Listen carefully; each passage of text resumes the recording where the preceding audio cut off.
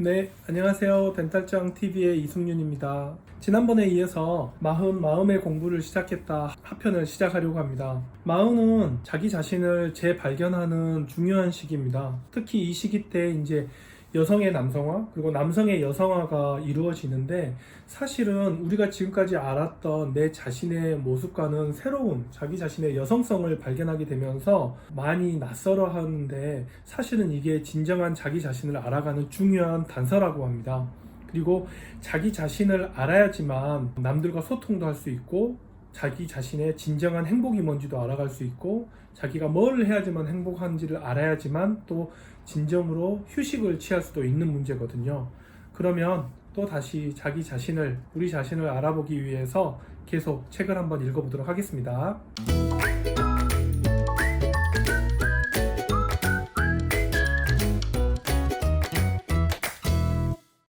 작은 행동이 우울을 이긴다. 우울증에는 가만히 있는 것보다 작은 행동으로 대처하래요. 기상 후에 샤워를 한다거나, 그대로 있지 말고 옷을 갈아입는다거나, 할 수만 있다면 운동이 가장 좋대요. 그리고 제가 막연히 느끼고만 있었는데, 육체 노동을 하시는 분들도 따로 운동을 하는 게 좋대요. 맞아요. 이건 정말 그런 것 같아요. 정신건강은 마음만 챙긴다고 얻어지는 것이 아닙니다. 마음보다 몸이 먼저입니다. 마흔의 자신감은 어디에서 오는가? 중년이 되니 마음이 약해지는 이유에 관해서 설명을 해주는데요. 첫째는 신체적인 활력이 떨어지기 때문입니다. 체력이나 신체적인 건강은 심리적 자신감의 토대입니다. 그래서 딱 정리해 주는데, 행복한 노후를 위해 가장 중요한 거는 두 다리입니다. 네. 둘째, 자신감이 떨어지기 때문입니다. 자신감은 자기 능력에 대한 믿음, 자기 효능감에 기초합니다. 중년이 되면 자기 능력의 한계를 알게 되고, 삶에서 얻을 수 있는 것에는 제한이 있다는 것을 자연스럽게 받아들이는 것도 중요합니다. 셋째는 사회적 비교입니다.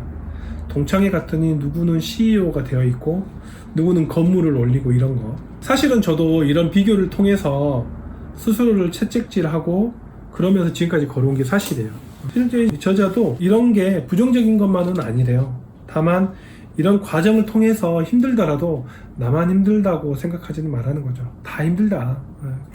고통은 다 거기서 거기다 라고 말합니다. 그리고 당연히 이 얘기가 나올 거라고 예상을 했어요. 남자는 여자가 되고 여자는 남자가 된다. 저도 정말 느끼고 있거든요. 제가 드라마 보는 걸 좋아하지 않은데, 최근에 멜로가 체질인가?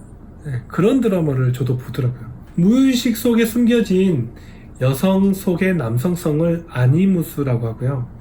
남성 속의 여성성을 아니마라고 한대요. 남성이 자신의 아니마를 의식화하지 못하면 중년이 되어서 여성적인 특성이 미숙한 형태로 나타나면서 변덕스럽고 감성적인 기분, 허무함, 쓸쓸함, 과민성, 짜증, 때로는 폭발적인 분노로 표출된다고 합니다. 원래 남자 안에서 여성성은 영감, 창조적인 통찰, 예감, 섬세한 정감을 갖게 해준다고 해요. 그래서 마음부터는 감각과 감성에 더 공을 들여야 된다고 합니다.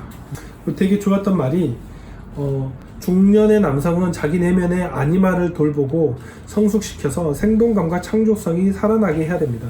그리고 또 좋은 말이, 아니마는 진짜 자기에 닿기 위한 안내자가 됩니다. 제가 40년을 살았지만 너는 내가 내 자신을 제대로 알고 있는 게 아닌 거죠. 이제서야 아니마가 드러나니까 이 아니마를 잘 가꿔서 내 안에 있었던 여성성을 같이 발현시켜야지만 진정한 자기 자신에게 다가간다는 얘기인 것 같아요. 마지막에 또 저자가 되게 좋은 말을 해줬는데요. 한번 읽어볼게요. 부부는 자신의 모습을 서로에게 비춰주는 거울입니다.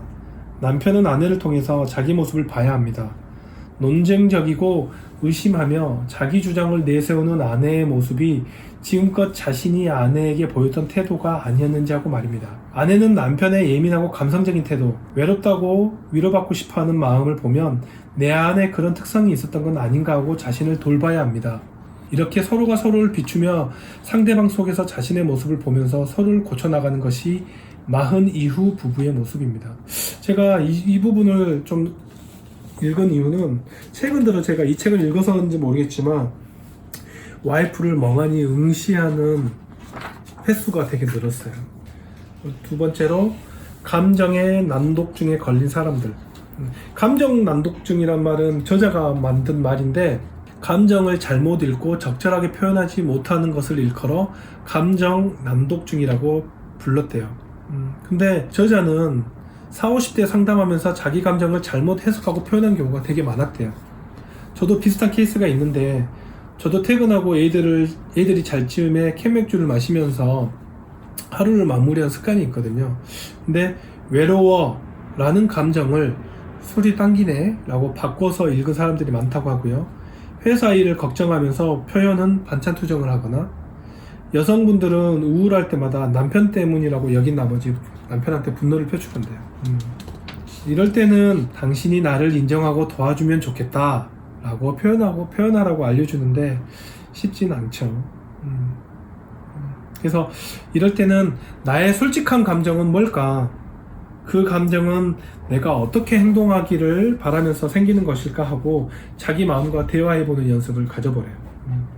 외로움에 대해서도 고찰을 하는데요. 외로움은 되게 주관적인 감정이래요. 자기 주변에 아무런 사람이 많다거나 그게 중요한 건 아니랍니다. 스스로 외롭다고 인식하는 게 중요한 거래요. 그리고 단 한 명이라도 내 속내와 내 감정을 완벽하게 표현할 수 있고 그것을 신뢰할 수 있는 대화 상대자가 있다면 그것으로 족하다고 합니다. 한 가지 알아야 될 거는 외로움이란 감정은 절대 없어지지가 않은데요. 식어버린 열정으로 배우자와 산다는 것. 이것도 되게 저도 이제 와이프랑 살면서 10년 넘게 살다 보니까 느껴지는 바가 있는데, 정신과 의사가 말합니다. 자기 속마음을 제대로 표현하는 것은 아주 어렵습니다. 그렇기 때문에 중년이 된 부부가 배우자의 감정을 읽지 못해서 미안해하거나 표현하지 못한 것에 관해서 너무 게으러워하지 말라고 한 말도 좋았고요. 10여 년 넘게 살았으니 이 정도는 배우자가 좀 나를 캐치해줘야 되는 거 아니야? 당연히 이 정도는 해줘야 하는 거 아니야? 부부라면 그 정도는 당연히 참아야 하는 거 아니야? 이런 생각이 오히려 부부관계를 되게 나쁘게 만든다고 하네요.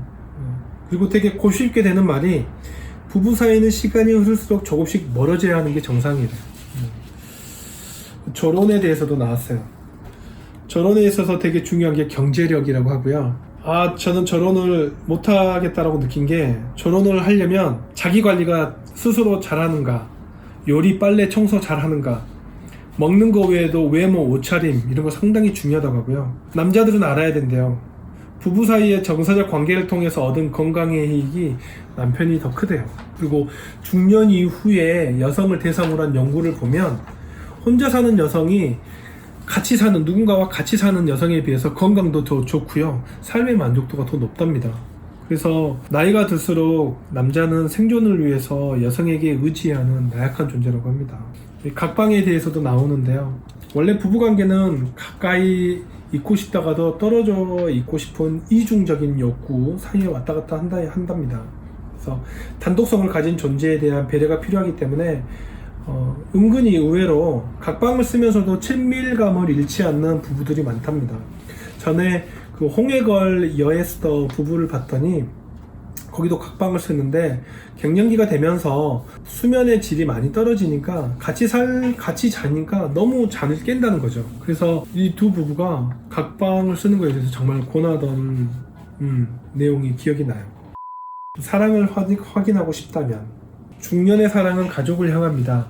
기혼자라면 더욱 사랑의 유일한 대상이 가족일 수밖에 없습니다. 인도의 영웅 간디도 자식과 평생 의절하고 살았다고 하고, 발명왕 에디슨의 아내는 자살로 생을 마감했다고 합니다. 위인이라고 해서 가정 생활까지 평안한 거는 아니었던가 봐요. 나를 반성하는 글이 있었는데 너무 좋아서 꼭 이것도 한번 읽어볼게요. 사랑은 그 존재 자체를 확인할 수 있는 방법은 없습니다. 그 사람이 나를 사랑하는지 내가 확인할 수 없다는 뜻입니다. 반대로 내가 그를 진정으로 사랑하는지 역시 직접 확인시켜 줄 수 있는 방법은 없습니다. 사랑이 있는지 없는지, 그리고 그것이 어느 정도인지 간접적인 증거를 통해 추측할 수 있을 뿐입니다. 우리는 알지 못합니다. 간접적인 증명 중에서 가장 강력한 것이 말입니다. 말로 표현되지 않는 사랑을 확인하기란 불가능합니다. 그렇기 때문에 아무리 상대를 사랑해도 그것이 표현되지 않으면 상대는 자신을 사랑하지 않는다고 인식할 수밖에 없습니다. 그래서 사랑하는 사이에선 하지 않고 남겨두는 말이 없도록 해야 한다고 하는 것이겠죠. 사실 그도 그런 게 저는 열심히 일해서 그날 딱 번 돈을 와이프한테 주는 게 그동안은 와이프한테 사랑한다고 표현한 거라고 착각했거든요. 소설가 이회수 씨도 자기 트위터에 저하고 똑같은 말을 썼어요. 남자는 밖에서 돈 열심히 일해서 돈 주는 게 사랑이라고 표현하는 거야 라고 하는데 이건 틀린 것 같아요. 표현을 해야 된다고 합니다. 이 책을 다 읽고 마무리하면서 제가 30대 말 그리고 40대 분을 대상으로 한 책을 사실 여러 권 읽었는데 좀 소개해 드릴게요. 30대 변화를 먹고 살아라. 이 책은 제가 이거 30대 중반에 읽었는데 이 책을 읽으면서 되게 공감을 너무 많이 했어요. 아, 내가 30대 살아오면서 느꼈던 바를 여기서도 똑같이 많이 발견할 수 있어서 좋았고, 30대 초반인 친구들한테는 이 책을 읽으면서 아, 나는 이런 30대를 살도록 노력해야지.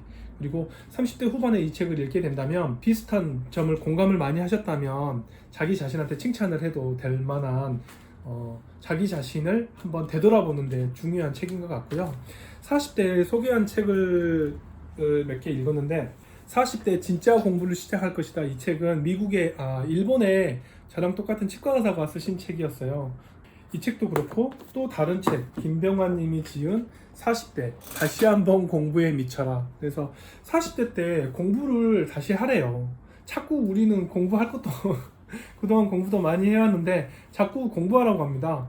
근데 이 두 책을 읽으면서 느낀 거는 우리는 그동안 20대 30대를 살아오면서 사회에 적응하고 구성된 자아로 살아온 거예요. 사회의 구성원으로서 부모와 가정과 사회와 학교 그리고 직장 생활을 하면서 타인에 의해서 요구된 그런 모습을 만들어간 거잖아요. 그런 삶을 살아오면서 자기 자신이 타인의 영향을 받으면서 만들어왔던 자기 자신이 있을 거 아니에요. 그 자신을 토대로 새로운 공부를 해보라는 거죠. 이제 너는 지금 이러이러한 자아를 만들어왔기 때문에 이게 네 자신하고 네 자신과 맞는지 틀리는지 한번 비교해 보면서 새로운 정말로 네 자신에게 필요한 공부를 해보라는 책이었는데 두 책 다 너무 도움이 많았고 40대의 판을 바꾼다 이 책은 40대는 이 시기가 자기 자신을 넘어설 수 있는 마지막 골든 타임이 40대래요. 자기 자신의 업그레이드를 한다든지 새로운 시도를 할 수 있는 마지막 골든타임이 40대라고 하면서 시도해준 책이었는데 재밌게 읽었었던 것 같아요. 인생의 공부는 끝이 없죠. 어쩌겠어요. 이렇게 공부를 해가면서 살아가는 게 인생 아니겠습니까? 다음에 자꾸 이런 시간을 통해서 같이 재밌게 읽었던 책이라든지 이런 거를 같이 소개하고 얘기해 보도록 하겠습니다. 구독, 좋아요 부탁드리고요. 다음에 또 뵙겠습니다. 여러분 안녕.